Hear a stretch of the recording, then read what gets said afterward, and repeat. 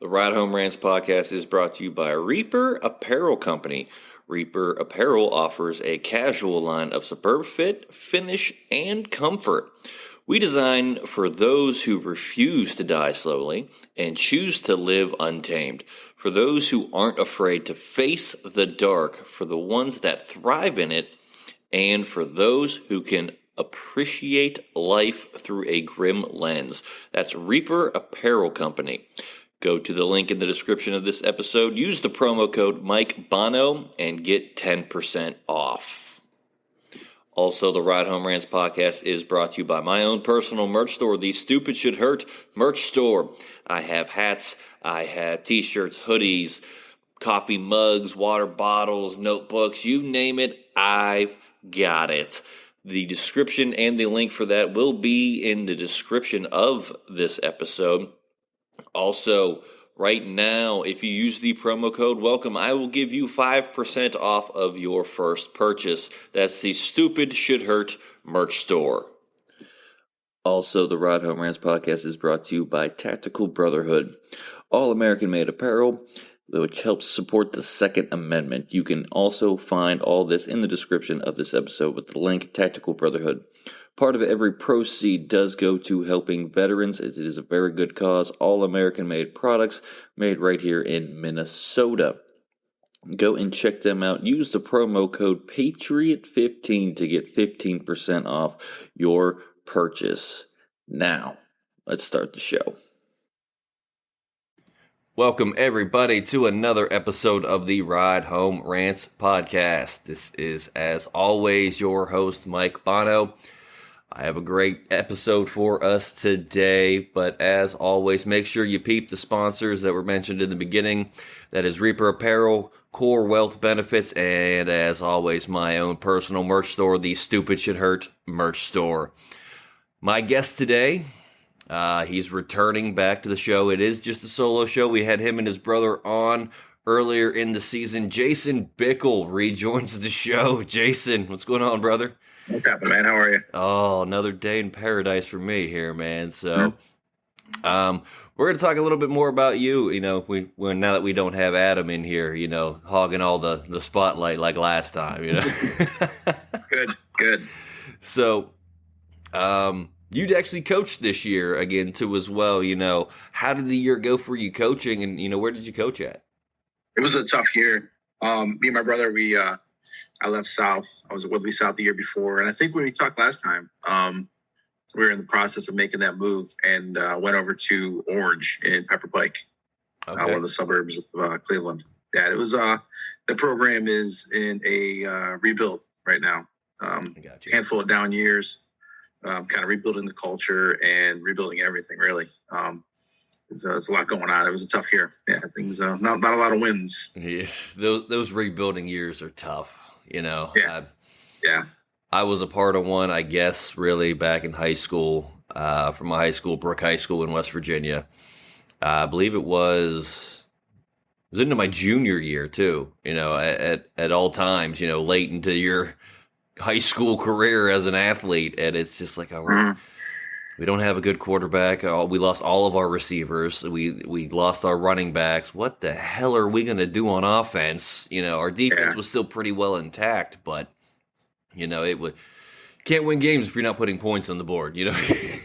Yeah. So most of the time, it's like there's kids in the school that aren't that interested in football. So it's a real challenge. Like the kids that are out there are good kids. They're trying their best, and they're not bad. There's not a lot of them. That's usually the problem. Just the depth is just so bad, so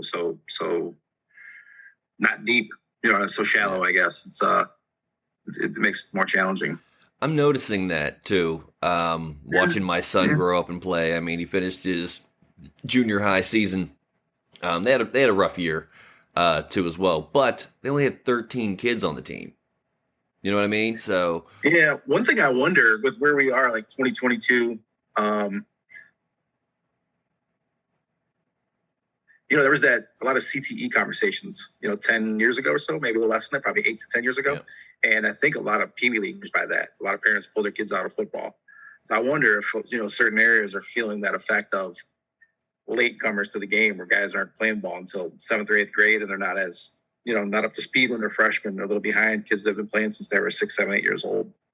Oh yeah, I think that's part of it. Well, yeah, I mean, I know the CTE and all that, scares a lot of parents, but my wife and I, we're in the same boat, and it's like, dude, you're 13, you're 5'11", 230 pounds. You're playing football. Like, there's no, what else are you going to do with that frame? You said 5'11", 230? 5'11", 230 at 13 years old. Holy shit. Yeah. That's good size. My dude's a tank.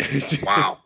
And, the worst part is he likes to wrestle around with dad, like every now and again he'll get in these modes like, I think every teenage boy does, like, I'm gonna beat on dad a little bit. And now he's in my weight class though, like I have to try, like we weigh the same. And yeah, I was wondering. It's like, all right, now I'm breaking a sweat now. What the hell? I know. You gotta hit the gym to keep up with him. I do. That's why I started working in a warehouse, honestly, is so I can keep up with, start lifting and moving stuff.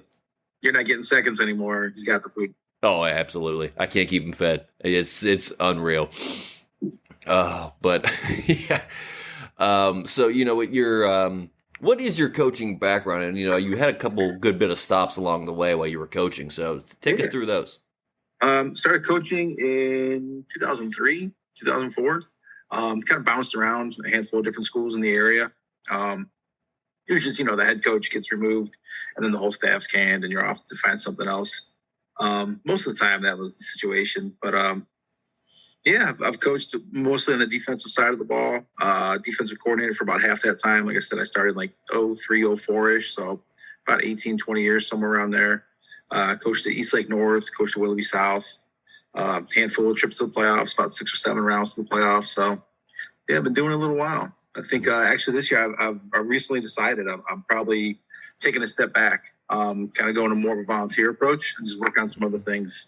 It's such a crazy time commitment. Like 25% of my life just goes to the sidelines. Right. No pun intended. When football season comes around, and after 20 years of that, I was like, I think I need to address some things of my own goals that have nothing to do with football for a little while and put some other things on priority. So yeah. I think this year's gonna be a little different. Yeah, I mean, I dabbled a little bit into coaching, but it was swimming. I mean, I was a hell of a swimmer when I was in high school and all the way through college and everything like that. And our local YMCA was trying to build a program, and it was I didn't realize it. I was thinking, swimming. It's not football. It can't be that bad. My wife was like when I'd come home, she's like, "Oh, I do have a husband. Oh, hey, how you doing? Like, how's it?" I was like, "I'm sorry. I was trying to recruit kids, and now I'm trying to build this program from scratch. Like, I got to get suits. I got to get practice time at the Y. I got so much stuff I got to do. I got conditioning camps to get kids interested in this because swimming, I think, unless it's an Olympic year, I don't think people really realize like how good of a sport it is, and there's not that big interest in it like there is a football or a baseball or a basketball. Yeah. And that was the hardest thing. And oddly enough, I mean, I haven't talked about it much on here. The YMCA did let me go because of my TikTok account. So yeah. Really? Yeah, they fired me because of my TikTok account. And whoever took over that program got hand-delivered like the best thing in the world. Like, he had to do nothing. There's no way. Like, I had everything set up. I had the suits on order. I had all the equipment on order. I had all the practice schedules. I even had them signed up for Club USA for these kids. This is a big thing for any kid who's into swimming, so... It's like, oh, so you did all the legwork. I did all the legwork, and this guy or girl, I don't even know who it was, just came in and was like, all right, let's do it. Yeah, it's like, but I mean, it's neither here nor there. I mean, I'm glad I got the experience to coach. I've always said I think I'd be a better coach than an athlete than I was an athlete, especially in football, because I mean, I rode the pine most of the time. I was that habitual backup, and. Yeah.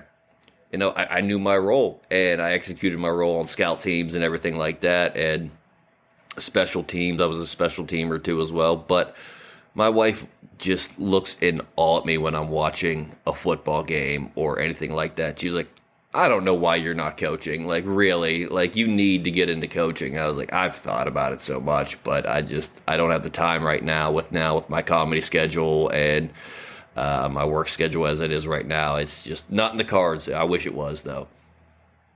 Yeah. So, Yeah. For me, it got a little too draining actually. Like I never really enjoyed wins very much. It's like wins are supposed to happen. So it's like you get one, you move on, you're on to the next. Losses are real. Like that stuff is hard to swallow. It's hard to continue. It really is. It's like it's such a bad. I mean, and no one goes undefeated. You're gonna have them, but man, oh man, it's like I think I was losing perspective of everything else because losses it just soaks in your body like a poison, man. And it beat me. I started hating the game, and it's like the season ended. I was like, I need some space to kind of figure out if I even like football anymore, and not having the pressure of developing a program or even a side of the ball has made me like the game again. Okay. So I needed to kind of relieve myself of those duties to get back to enjoying it. Needed that little break. That time off does wonders. Yeah. I mean, I talk to Fitty all the time. And, he's a retired coach, as he was coaching before, and he's like, you know what, I'm starting to appreciate the game a little bit more, not viewing it as a coach. Yeah. And the time I have to actually sit and just watch a game and enjoy it as a fan again. Do you have that now? Like just sitting and watching a game as a fan? Yeah, 100%. Yeah, because when you're in it, because when it's the season, you only have time for your team, and it's like you might like swimming, like all the time it took to do just the basic things, the uniforms and this and that, and so many minor things take up so much time. It's a legit second job, and you're working with kids and parents, and like it's not a hobby. It's legit, and people expectations are there, and it's there's pressure on it. So kind of. Like you said, like kind of relieving that, taking that lid off, getting some space. And I didn't watch football for about a month. And getting back into it a little bit, I was like, oh, I kind of like watching the Browns. I like watching the Buckeyes. I do like watching football. How about that? So I like it better like that. Imagine that, where you're getting back to the love of the game. But you know what? I wanted to talk about this, get a little bit off sports a little bit too as well, because, and again, I got to check Fetty's facts always when he sends me this stuff. I mean, you're getting a little bit of experience in podcasting too as well, correct? Yeah, I started one a few years ago. It was kind of because I would do what I like to do. I like to run a lot, and that's one of the reasons I backed off coaching. I started looking at I want to run trails, and I started looking at the schedule online. I was like, geez, oh man, Northeast Ohio, like we really only have 10 weeks, 12 weeks of good weather. And like then August comes because of football. I see that August comes like boom, everything's out the window. So I was looking at my run schedule that I wanted to do this year. Like I want to travel and hit some like actual trails around the country. And I didn't want to cut it off in August. So what I like to do, long story short, I love getting in the woods, running my ass off for, 5, 6, 7, 8 miles and record something. When you work out, you get those endorphins rolling. You're feeling great, like motivated, just like my brain's on fire when I come out of the woods. So I would record, and after X videos, I'm like, I'm just going to use the audio and make a podcast out of the recording that I was already putting on Facebook. So that's what I started doing for a while there. And then kind of I would do that, and then I would just kind of find motivational clips on YouTube, download the audio, put them up, little 8-minute, 10-minute things people can use on their way to work, just to help getting revved up for the day, something like that. But they're kind of half me, they're half, Jocko and Goggins and all that kind of stuff to get you motivated for what we're about to go into. Yeah, I mean, I never thought I would get into podcasting. And kind of like you, I mean, mine was a little bit more cynical, I guess, the way that this show started, which I was selling RVs at the time. And it was literally, I had a 30-minute drive home from work. And it was just me bitching about my day on camera. And there were so many people on YouTube like, dude, you got to turn this into a podcast. Like, you got to do that. Like, this sounds awesome. Like, I love watching these videos because I can relate to what you're dealing with. And again, just like with the merch store, stupid should hurt. How many stupid questions I heard on a daily basis. It blew my mind. And kind of like you, it got, I guess, the creative juices flowing for my comedy career and everything like that. And lo and behold, we're coming into season 3 now of the Ride Home Rants podcast. You, you are the first episode of season 3 right All right. now. So, Pretty cool. Good. Last one of 2022. First one of the season. Absolutely. I like that. Yeah. So, I mean, it's a ride. So, what do you feel about podcasting? Well, like podcasting in general for you? I mean, I know you get the motivational quotes. I know you want to help other people, but what other enjoyments do you get out of the podcasting other than getting to go into the woods? For my own personal, like what I like to listen to and who I get into. Yeah. I mean, aside, Rogan was the one that kind of got it all going. I found him 10 years ago or so. But I'll branch off of that. Big fan of Lex Friedman. I've gotten into his podcast at all. You know who Lex is? No, I know who he is. I haven't got into his at all. Okay. Yeah, he's real big in he's big in everything. He's ingenious. Big into tech, big into AI and that kind of thing. And it's not, his podcast isn't all about that. He'll have on anybody for an interview just to learn about people and just branch out his network. But he has such a subtle humbleness and cool about him. Like the conversations are always good and you're always learning something and you're always getting a perspective out of it. And to me, that's what the podcast universe is all about. Like tapping into something that you don't have access to on a daily basis, and you're basic, around your house or wherever you are, and you can go on your phone and find literally any conversation about anything you're looking for. Someone out there has it. And that's one of the best things about technology. Yeah. Just tap in and get it.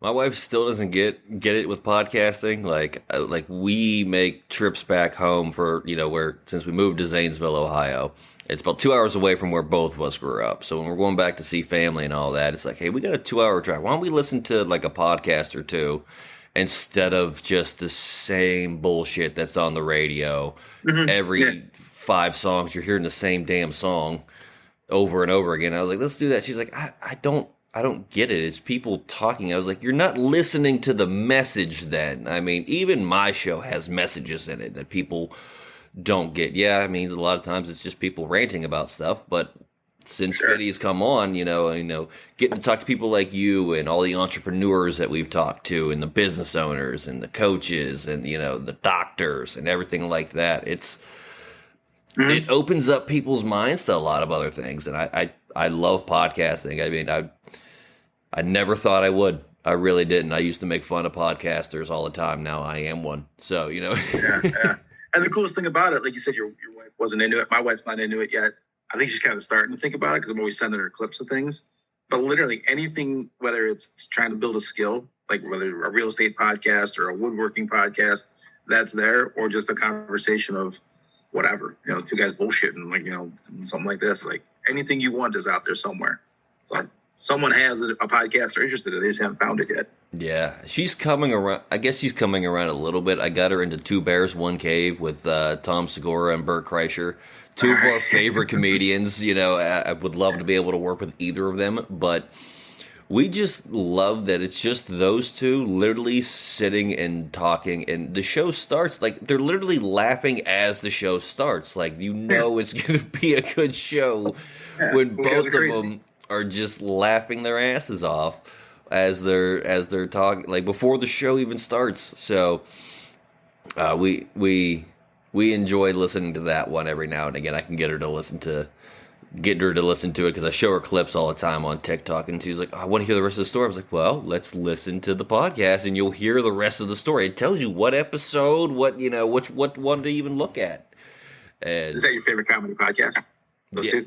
By far. Yeah, I listen to Bill Burr's a little bit too as well. He's one of my favorite comedians because it's literally just him talking for the whole 30 minutes, 45 minutes, or even to an hour that sometimes he goes. So it's just him, and he's just talking. And I don't know why, but it interests me because of just his brand of comedy kind of gears towards my brand of comedy. I mean, you don't get labeled the angry white comic if, you're just up there talking about sunshine and rainbows the whole time. So it's a lot of fun.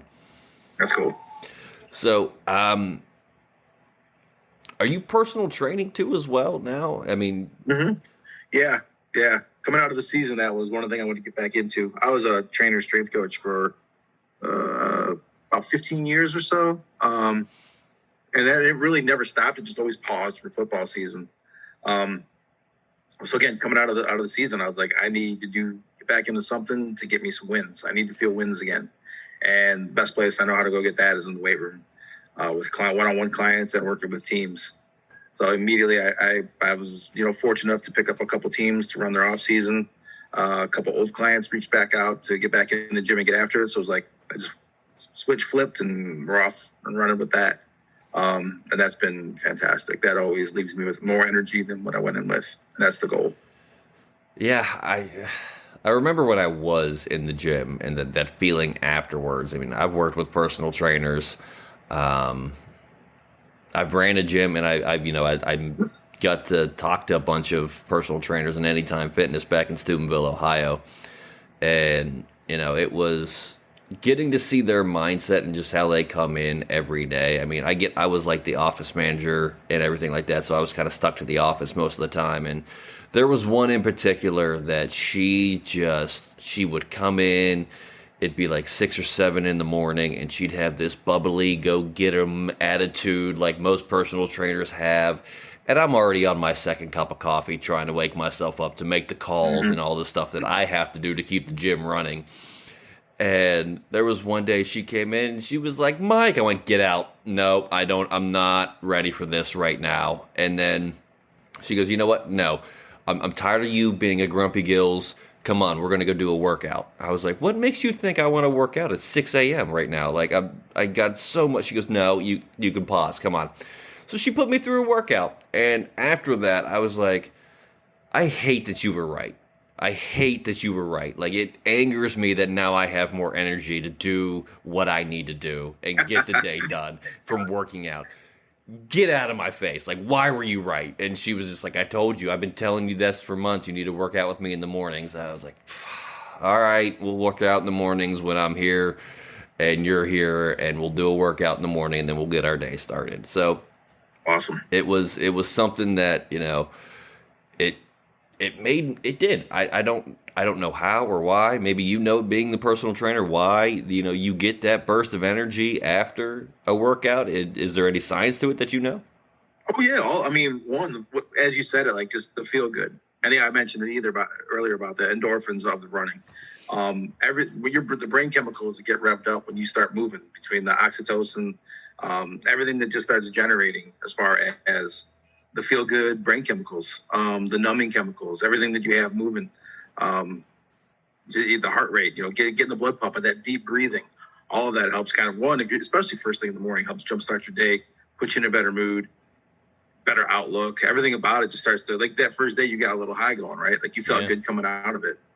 Yeah, so that's a big part of it. And it has a lot to do with what's going on up top here. It has nothing to do with, doesn't have a lot. Sure, you're going to get a pump and feel good about, feeling good physically, but a lot of it has to do with getting the brain chemicals revved up. Yeah, I mean, I guess that makes sense to me now too as well, because like I said, I do work in a warehouse now. And on a light day, order-wise for us, I'll walk 8.5 miles, and I will lift, throw, or move about 20,000 pounds in a 10-hour shift.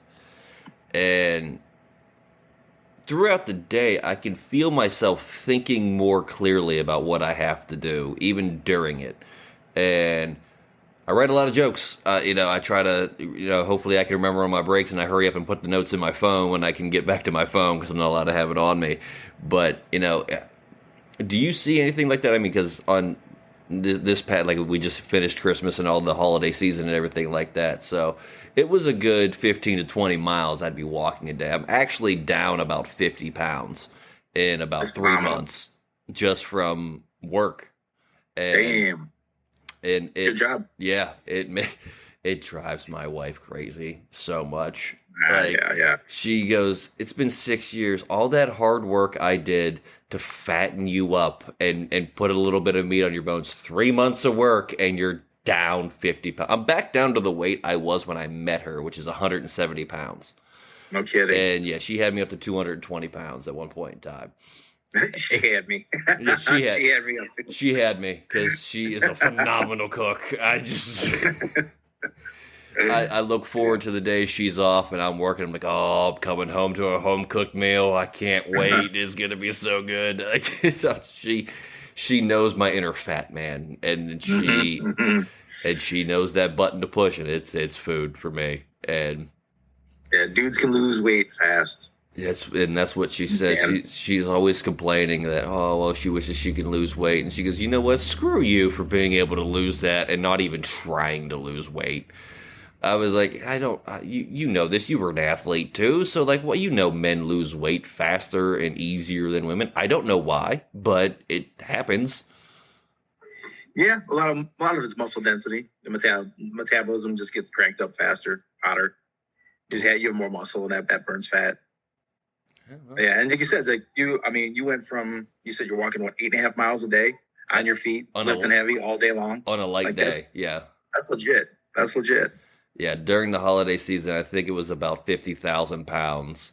Look how many people are in the cubicles and sit at the desks for 6, 7, 8 hours a day. And they're the ones, I'm kind of in that camp. That's my day job. A lot of my work is at a desk, and it's a bitch. It's not easy.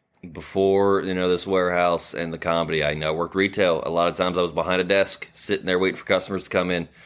And it took a toll. You're sitting there and then you lose energy, you lose focus a lot quicker. There were so many times where I'd be sitting and there'd be no customers for over 3/4 of my shift in those last 2 hours, and customers would come in, and just the thought of, are you kidding me? Like, now I gotta work. I've been sitting here for 6 hours and nobody. Now I got 2 hours left of my shift, and now you guys want to come. Like, that was the thought process. It's not right as a salesman for that to be my first thought when I see a customer coming in. Like, she'd be like, yes, money, let's do it. No, my first thought was, kidding me right now? Like, and so, now that I'm moving and, like I said, 8.5 miles on a light day, and I get home and my wife just looks at me and she's like, you talk a lot more than I remember you talking. I was like, yeah, I don't talk as part of my job, really, in sales. All I would do was talk to people and customers. I don't want to talk when I get home. And now we can actually sit and have conversations. She still works with the public, so she's more of a listener at this point in time because she's still dealing with customers and everything. She's fatigued. She's just like, all right, I love you. I love hearing about your day, but just get away from me with your energy. And all right, love you. I'll see you later. I'll go try to burn this energy off some other way. I'll tell you though, real quick. Yeah. You mentioned your friend in the gym that made you work out that early in the morning, and how your energy was not great. She made you work out. You had the energy. Yeah. And for anyone that listening that they're not into the gym yet, that is a huge thing that I talk to people about all the time. They're having no energy, mental function, the whole thing. So just start walking, like you said, just getting those miles in is really all you need to just start getting that momentum and getting the engine revved up for it. So people, New Year's resolutions are coming. We got New Year's and all that. Get that gym membership and just get on the treadmill. Try to get, 3 miles of walking. It's going to take you about an hour. And if you can't do that, just even baby steps. Even do 20 minutes, do 15 minutes, whatever it is. Just get in there and get started on something. Will help catapult that momentum. You get a little groove going. You got to knock off 5 pounds in January, and off you go. Yeah. It's all about the grocery store, really. We're talking about the gym, but it is all about what you put in your body. You can walk your ass off, but if you're eating shit food, you're still going to struggle. So if you get your grocery store together, you won't fuck it up at home, and then you'll be good to go. Yeah. I even remember when I was working out, but I wasn't eating the best. And it's like, all right, yeah, I can see, I'm getting a little bit bigger. I'm feeling a little bit better. I'm getting kind of my swell on for lack of a better term, but I still feel like shit. Why do I still feel like shit? And it's like, oh, I'm on the road a lot of the times being a comic, and I'm eating McDonald's, Arby's, anywhere that's a quick stop that's open late after the shows to where I can grab a quick bite to eat for my drive to either my next show or my drive home. It's like, oh, that's why, because I'm eating my crap. I'm eating McDonald's or fast food 4 times a week. Like, that's not going to help. And offsetting everything I just did in the gym. Yeah, and all of that affects your system, not just the calories in, calories out, and weight gain and muscle and all that, but even your gut health. And again, I lean it back to brain function all the time. And there's new studies, new science coming out all the time on gut health relationship to your brain chemicals. I know I've probably said that like 4 or 5 times on here, but what you put in your body as nutrition affects the lining of your gut tissue, affects everything, how it metabolizes.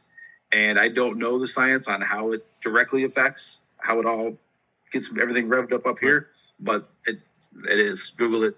And they don't know either. Like I said, new things are coming up all the time of this food does this for endorphins and this food does that for this. And it's just a matter of just staying up on it and paying attention to things and eating right. As long as you know you're eating, Mike Dolce, he's a trainer. He was a trainer for the UFC for a while. He's won trainer of the year a handful of times. I lean on his information constantly. And I always tell kids, I always tell clients, his rule is if you can plant it, pick it, hunt it, or fish it, you can eat it. If it's not in one of those camps, don't touch it because it's not real food. So plant it and pick it, you can eat that. If you can hunt it and fish it, you can eat that. If it's not, it's not. Kids will go, what about peanut butter crackers? And I'll say, I've never seen a peanut butter cracker tree, so no peanut butter crackers. And if there's no tree for it, you can't touch it. I've never heard that. That's a phenomenal way of looking at that. Yeah, and then it's real food. It may not always, metabolize the best with you and your system. Some people prefer fish over beef and all that. That's fine. But if you can, those are the rules. Plant it, pick it, hunt it, fish it, you can eat it. You can't. Wow, that's a phenomenal way. I wish I didn't have more, and we could just end the show right there. Cause that's a phenomenal message, but we can't. Because you said you have another day job too as well. And I believe, again, checking Fiddy's facts, are you doing real estate part-time right now? Yeah, I have a real estate license. I really just keep it for myself because we're going to be buying a house eventually, and friends and family. I hope my broker or anyone doesn't listen to this, but I don't really. I like it, but it's such a weird business. It's so shady people out there. It's a lot of bullshitters, to be honest with you. Oh, yeah. I'm going to get in trouble for this. But there's so many bullshit real estate agents out there that just, and I can't stand it. For me, I like straight lines, black and white, no dicking around. Let's just get it on the table and tell the truth about things. And that's the world I like to live in. And real estate often isn't that world. So I really only do it for friends and family and people that want honest advice. I've lost probably 3 or 4 clients since COVID, actually, of young couples who I've said, you guys are biting off a little more than you can chew here. Maybe you want to think this through. And they got pissy with me because they're overspending by $50,000, $100,000, whatever it is. And they, fired me as their agent. So, it's fine. Good luck. No offense taken. I had to be honest with you with what you're looking at. But so I don't really do it that much. Okay. Yeah. I mean, I figured it was part-time. And you're right. There are a lot of shady real estate agents out there. We were just dealing with one not too long ago. We just bought a fixer-upper house to kind of make our own, but there was one that we were looking at, and it was the same real estate agent, same price range. She was like, "Oh, that house is inhabitable. There's no, it's just bad. I'm not even going to show it to you." And it was in an area that my wife and I wanted to live in, and it was in our price range. We knew it was going to be a little bit of work and needed a little bit less love than the house that we're currently in did, and it was more out into the country, which is where we wanted to be. And I'm like, all right, I mean, if it's inhabitable, then I guess we just took her word for it. And then we got this house where we're at now. And then not a month and a half later, we're driving past that house, and people are living in that house and just bought it and moved into it. It's like, are you you weren't going to make as much of a commission on that one as you did on the one you sold us? Is that the I got so mad. It's either tied to the commission or the relationship with the other agent. Yeah. Either they didn't want to deal with the agent or the money wasn't there for them. Right. No, I was just like, so mad. We avoid that road now. My wife and I, when we drive by, we avoid that road. It's a quicker way to get to my in-laws' house. It's a quicker way. And we avoid it because I don't want to drive past that house. That should be ours. That should be ours. Too bad. Yeah. But people don't know. So many people get looped into a shady agent. They have no idea. Yeah. So what do you do now? With your day job? I run a manufacturing plant. Okay. New snowplow blades. All right. Yeah, so it's pretty cool. We got about 50 people in the company. With 2 buildings, I kind of oversee one of the 2. That's just where the manufacturing plant is. The other building is sales. And it's pretty awesome actually. We really good product, great product actually. Staff is great, and a lot of it. I took this job over about 3 years ago, and the same kind of, I don't say rules, but guidelines I use in football, I use here. And that's been my backbone as far as building a staff and building a team atmosphere and camaraderie and communication and all the things that I've learned on the football field and on the sidelines. I've implemented into the job, and it's been really great. See, that's I always tell people you can tie everything back to sports. Like my son doesn't get it, you know what I mean? Like he's 13, so he's lazy. I'll call it how I say it. He's a lazy teenager. He doesn't want to leave his room. Like he's been on Christmas break, and I don't think he's left his room and his video games once, other than Christmas Eve and Christmas Day when we were going to family and everything like that for dinner and everything like that. But other than that, it's like, dude, get out of your room. Like football's coming around soon. I know you don't think that, but it's going to be here faster than you think about it. And you're going to be playing freshman ball now. Like it's bigger. We're into high school ball. Oh, excuse me. And I can't get into his head like, dude, I know you don't see it right now, but the lessons you're learning on the field, you will take that to whatever job you have. 100%. And absolutely. He's like, I don't know. I don't get it. What do you mean I'm going to take it to every job? I was like, no matter what job you have, there's going to be a team around you, and you have to perform as a team. Otherwise, the company doesn't grow. It doesn't do anything. Or, you're going to have to work together with people you might not exactly like, but you have to work as a team. And just those lessons, I try to beat it into his head, but I might as well talk to the wall over here, talking to a teenager right now. So I mean, he'll get it.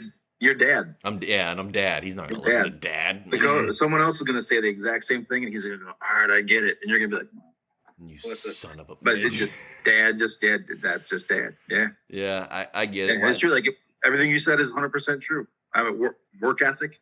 Mm-hmm. 100. I would not be who I am on any level. My coach is still in my ear. I still hear him. Oh yeah, never goes away. Never goes away. It's obnoxious. It's been over probably close to 20 years since I've played ball. And I can still hear my receivers coach in my head. You drop a pass, you're doing fingertip push-ups. You know what I mean? And I can hear that in my head to this day. Like, all right, I don't want to have to do this, so I better work on this skill to not have to do the punishment. And I still hear him, like you said, it's annoying. It's been over 20 years, and all I hear is just the ear beatings I got. And at the time, I was like, you know what, screw him. He doesn't know what he's talking about. Now I look back, and it's like, I should have listened a lot more when he was telling me that. But again, teenagers don't listen. No, not often. Not enough. Not enough. They listen, not enough. Yeah. They listen to what they want to hear. Something for your son, and you can play this part for him. 5'11", 230. He's a freshman right now. We're going to be a freshman. He's going to be a freshman. Don't get complacent being the big kid. It might be easy being 5'11", 230, pushing around a lot of freshmen because we're not going to match that size right away. So he's going to bully kids just by being the big kid out there. Yeah. Don't get complacent because the school down the street has another 5'11", 230. Yeah. And just because you don't see that kid every day at practice doesn't mean he's not out there. And he may have been busting his ass in January in the weight room. And when you see that 5'11", 230, you're going to get your ass handed to you. Yep. So you got to put in the work now because you don't know who's coming down the road. You got to be ready for that unknown. The unknown is coming. That's what the weight room's all about. He kind of got a little bit of that here at the eighth grade ball. Like at practice, mm-hmm. He's the biggest kid on his team. Right. There's not a lot of eighth graders that are that big. And we're down here where these corn-fed boys, these kids are this country strong. And he found out real quick in his first game. He went up against the kid and he looked at him and he kind of had to look up to him a little bit when they walked up to the line, and just the look on his face, I could see it on his face was, oh shit, this dude's actually bigger than me. I'm not going to be able to manhandle him like I do these kids at practice. Right. That's the thing. Yeah, he's not competing to start. He's going to start. He's competing for the guy he's never met. Yep. And that's the target. It was funny because his coaches, I'm surprised they didn't bring me down to the sidelines because they were walking off to the field, and I was walking out to get something to drink, and we just happened to start to cross to where he had to go, and he was walking, and I remember my coaches doing this to me, so I did it to him. It's old school, and people might give me hate for this. I grabbed him by his face mask because he still had it, and I was like, "What did I tell you? I told you there's always somebody bigger, faster, stronger. Get your head out of your ass and knock this kid on his ass because I know you can. I know how strong you are. And you need, I don't know, you need a kick in the ass. And apparently you're not getting that anywhere else." And he's all right. Finished the game with 4 pancakes against that kid. You know what I mean? And after his cousin is the running back, who is 5'5", maybe 100 pounds soaking wet. But he's fast, and he got him just absolutely demolished because this kid was just blowing right through him on the offensive line. And I was like, and plus, Rusty, feed the people over here who needs to eat something and put a little bit of weight on, is getting crushed. I don't want to see my nephew die because you can't block. You know what I mean? Yeah. I'm that old school parent. I remember my dad saying the same things to me, but on the sidelines and everything like that. And I still remember he was one of like 5 linemen. Like, they didn't have any backup linemen on this team. And he was kind of limping off the field a little bit. And I went down. I was like, "Are you all right, first and foremost? Being dad, are you all right?" And he was like, I don't know. I kind of just somebody just rolled up on my ankle a little bit. I was like, "All right, well, is it broken?" He goes, "I don't think so." I said, "Does it hurt a little bit?" And he goes, "Yeah." "Can you walk?" "Yeah." "All right, put your helmet back on. Get in the game. Like, you can still play. Like, we need linemen. We don't have any other linemen. You're it, dude. Suck it up. Let's go." And that's always been my attitude to everything. I mean, you can walk, you can play. Yeah. And think about even what you said about the story of him, losing the matchup in that first half there. Think about even as adults, you mentioned, how everything moves back from sports and all these lessons learned. It's just failure. You're gonna have those failure, even if it's not a full failure, a failure moment. You just came up short for the moment. If you never lose matchups, you don't learn. You have to lose matchups. You have to suck at things. You have to be a beginner. You have to have someone grab your face mask from time to time. All of it has to happen, or there's no growth. You're never really going to stretch and get the most. Absolutely, yeah. I believe that full-fledged, and I can still hear my wife too, though. I mean, she's kind of got that hard nose like me, but there's times like, all right, that's my baby boy. He's the only one we have. Don't be too hard on him. Like, walking down to the sidelines when he hurt himself, and she was just like, "Don't, just be a little nice, I guess. Like, just make sure." I was like, I made sure he was all right first, and then she just heard me start to yell, and then she was just like, she didn't hear the, "Well, first off, are you okay?" Like, she didn't hear that part, and then she just heard, "Well, put your helmet on, get your ass back in the game." Like, that's what she heard.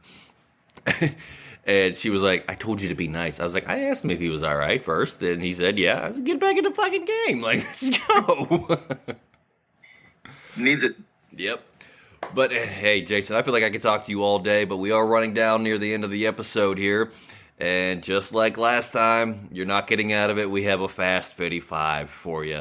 For the new listeners out there, this is 5 random questions from the wonderful manager of the podcast, Johnny Fitty Falcone. Rapid fire, but you can elaborate if you need to. And I'm pretty sure he brought his A game for the first episode of season 3 here, Jason. So if you're ready, my man. I got my energy juice. There we go. All right. Question number 1. Which is better, New Year's Eve or New Year's Day? Eve. Eve? Okay. Have you ever eaten turtle soup? No. Who would? Yeah. All right. Question number 3. Is Dumb and Dumber an overrated or underrated movie? Damn, I got to rewatch it now. That's probably underrated. It's awesome. Okay. I was like, this is gonna make. No, you don't agree. You No, like I agree. I love Dumb and Dumber. I would say this was gonna make or break our relationship here. All right, question number 4. What is your favorite book? Jordan Peterson, 12 Rules for Life. All right, and question number 5. What is your favorite movie? Favorite movie? Fight Club. Fight Club. Hey, what's the first rule? We don't talk about Fight Club. That was the Fast 55, and that turtle soup one threw me for a loop. I was like, who would even eat turtle soup? And then I knew the Dumb and Dumber question. I was like, I got it. I need to know this answer. This one's for me. He knows it's my favorite movie, one of my favorite movies. But that was the Fast 55. That was cool. All right, Jason, and like I did last time with you and your brother, if you've ever guessed this opportunity, I'm going to give you about a minute. If there's anything you want to get out there, if it's a message or anything you want to promote, anything like that, the floor is yours, my man. It's New Year's Eve, so tomorrow is the first day of 2023. I hope everyone's got some good resolutions ready. Hope everyone did some reflection on what 2022, what the lessons were learned, some reflection of some things to improve. Lock on the targets for 2023 and go get it. Just attack the year, man. Don't be complacent. Don't be lazy. Just keep moving, keep growing, keep learning, get in the gym, all that. Don't be stagnant. All right. I knew you were going to have a good message to end the show, and I love it when there's a good message to end the show. But that is going to do it for this week's episode of the Ride Home Rants podcast.